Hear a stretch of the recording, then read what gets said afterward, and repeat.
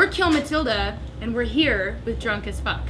You're not gonna cheers me? I am. That was rude.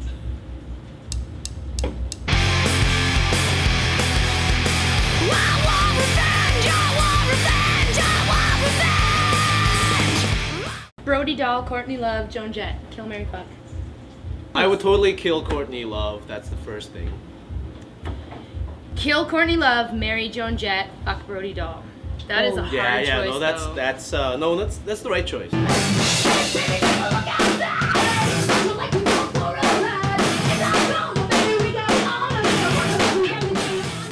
Time the van caught on fire. That was in Virginia Beach. A fan gave me a skateboard. He built a skateboard out of spare parts for me. Also in Virginia Beach. Yeah, and I've been learning how to skateboard. It's embarrassing. We went to Mexico and we asked for nachos and cheese.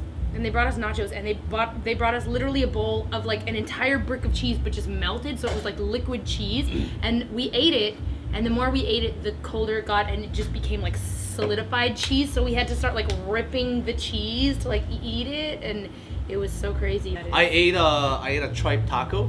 Yeah, like tripe the tacos. belly of whatever animal, so like just the intestine. And they deep fried it and put it in the taco. My favorite memory is that while we were on tour, we played in November at the TRH bar in Montreal with our good friends, the Brad Attack and the Rebel Spell.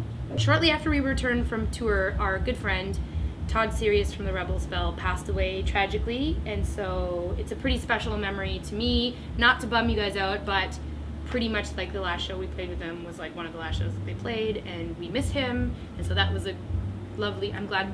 It was actually our first show with the Rebel Spell, even though we've been friends for a while, so yeah, that was a pretty special memory.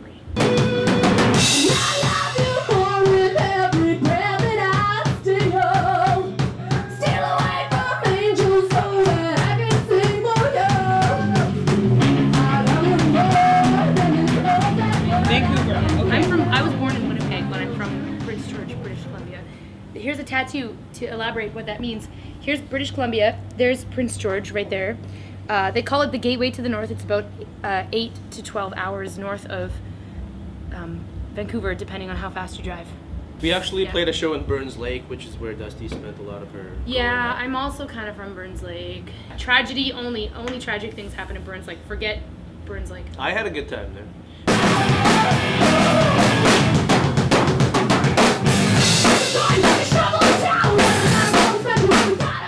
My dad wanted to be a drummer, and he used to like beat on pots and pans, and all my aunts and uncles tell me about it and how it was fucking annoying and shit.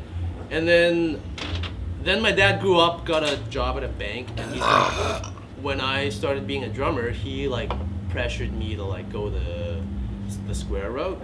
Ever since they became Christians, they've been more supportive, but before they were not so much.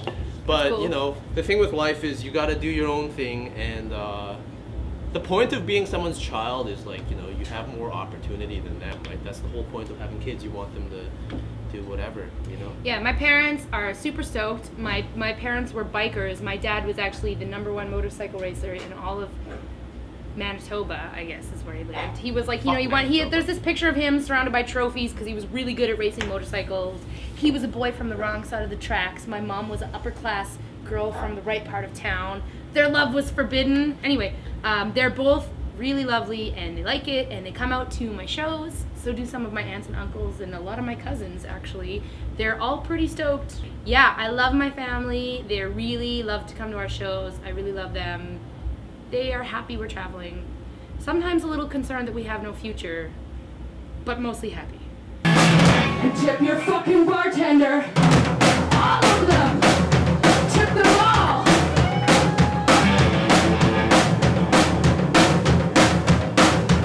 In Eugene, Oregon, we were playing at this bar. It was like a really happening place.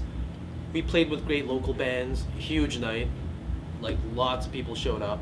And this bar they were serving like nice craft beers, and we could just kind of drink for whatever. And so I drank a lot of beers, and then shit went down. There might have been an older lady, and You talk too much. My drunkest moment was, okay, he was away in Hong Kong, so we had a fill-in drummer.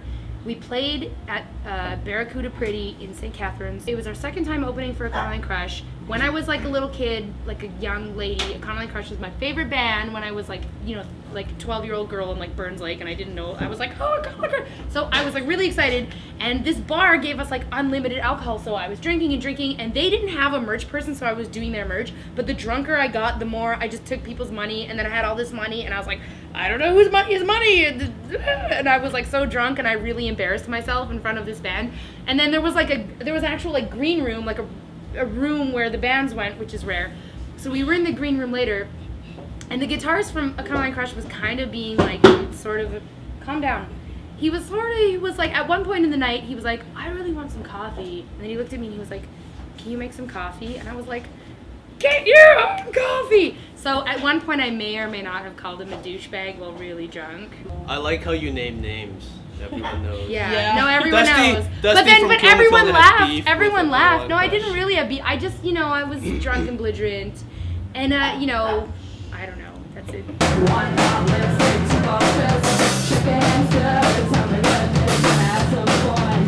Tell it now. Gonna keep it going till the break of dawn. One more lipstick to boxes. Shake your hands up. Tell me when you can have some fun. Okay. All right, guys, let's get out of where here. can everyone find you guys? KillMatilda.com, Instagram @KillMatilda, Twitter @KillMatilda, Facebook.com/KillMatilda.